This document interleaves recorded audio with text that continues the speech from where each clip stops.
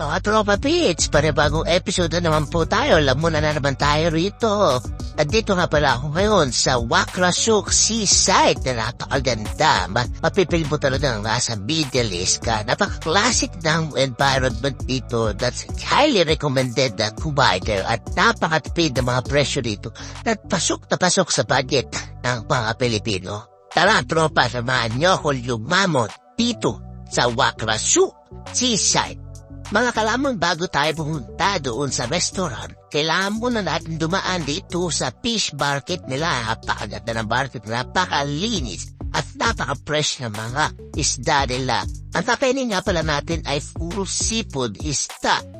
Kaya ngayon kami ay naghanap ng mura at iniikot namin isa-isa namin yung mga tindahan dito makahanap ng murang isda.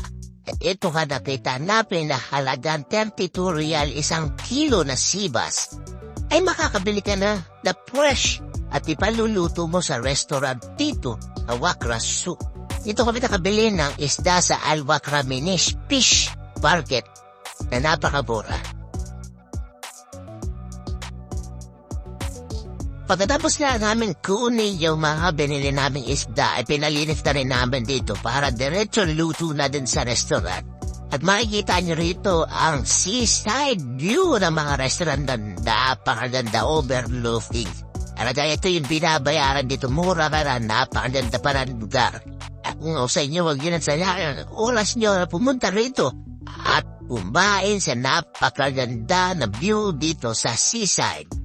At samahan nyo, tara, nalamunin ang mga dala namin pagkain.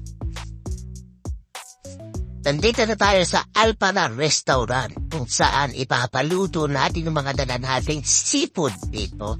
Alam nyo ba sa 1 kilo na seafood na dala nyo ay 10 real nyo lang ang babayaran at paluto.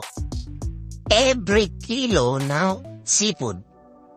Kaya kung meron kayong 10 membro na pupunta rito, highly recommended po na 5 kilo na sibas ang bilhin nyo at lagdagan nyo na rin ng mga puset, ipon, crab para sa mga pagkain ninyo. At lahat ng seafood na dinala namin, iihawin nila, ayan ang luto nila, iihawin nila lahat ng ito. Pero grabe para rin siya. Pero kung ayaw nyo ng ihaw, ay mga ibang luto rin naman sila rito na pwede nyong sabihan nyo magluluto ang or yung restaurant para ipaluto sa gusto at alam nilang luto ng mga Arabic style. Pero yung mga ihaw nila rito napakasarap.